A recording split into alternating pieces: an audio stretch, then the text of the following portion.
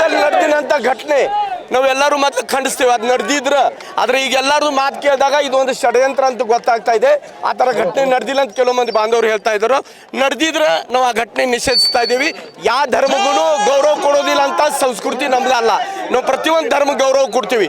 Hindu Muslim Sikh ಇಸಾಯಿ ಸಬ್ ಭಾಯಿ ಭಾಯಿ ಅಂತ ಹೇಳುವಂಥ ನಾವು ಜನ. ಆದ್ರೆ ಇದೊಂದು ಷಡ್ಯಂತ್ರ ಮಾಡಿ ಅಲ್ಲಿರುವಂಥ ದಲಿತ ಬಾಂಧವರಿಗೆ ಹಿಂದೂ ಬಾಂಧವರಿಗೆ ತ್ರಾಸು ಕೊಡುವಂಥ ಕೆಲಸ ಒಂದು ಷಡ್ಯಂತ್ರ ಮುಖಾಂತರ ನಡೀತಾ ಇದೆ. ಅದಕ್ಕೆ ಪೊಲೀಸ್ ಡಿಪಾರ್ಟ್ಮೆಂಟ ಜಿಲ್ಲಾಧಿಕಾರಿ ಅವ್ರಿಗೆ ನಾವು ವಿನಂತಿ ಮಾಡ್ತಾ ಇದ್ದೀವಿ, ಯಾರು ತಪ್ಪು ಮಾಡಿದಾರೋ ಅವ್ರಿಗೆ ಶಿಕ್ಷೆ ಮಾಡಿರಿ. ನಮ್ದು ಏನೋ ಅದಕ್ಕೆ ಅಭ್ಯಂತರ ಇಲ್ಲ. ಆದರೆ ಅಮಾಯಕ ಜನರಿಗೆ ಹೊಡೆಯೋದ ಬಡಿಯೋದ ಮಾಡೋದ ಈ ಯಾವ ಕಾನೂನು ವ್ಯವಸ್ಥೆಯಲ್ಲಿ ಇಲ್ಲ, ಡಾಕ್ಟರ್ ಬಾಬಾ ಸಾಹೇಬ್ ಅಂಬೇಡ್ಕರ್ ಅವ್ರು ಬರೆದಿಟ್ಟಿನ ಸಂವಿಧಾನದಲ್ಲೂ ಇಲ್ಲ. ಇದು ನೆನಪಿಡಬೇಕು. ಇಲ್ಲಾರ ಇದು ಹೋರಾಟ ಇನ್ನು ಉಗ್ರ ರೂಪ ಧಾರಣ ಮಾಡ್ತೈತಿ. ಮತ್ತು ಬೆಳಗಾವಿಯಲ್ಲಿ ಹಿಂದೂ ಮುಸ್ಲಿಮ ಹೋರಾಟ ನಾವು ಮಾಡಕ್ಕೆ ಬರೋ ಬ್ಯಾಡ ಅಂತ ನಮ್ಮ ಭಾವನೆ. ನಾವೆಲ್ಲರೂ ಅಣ್ಣ ತಮ್ಮದಿರ ಥರ ಇರಬೇಕು. ಅದರ ಪ್ರಶಾಸನ ಇದಕ್ಕೆ ಪೆಟ್ರೋಲ್ ಹಾಕುವಂಥ ಕೆಲಸ ಮಾಡ್ತಾ ಇದೆ. ಅದು ಮಾಡೋದು ಬಂದ್ ಮಾಡಿರಿ.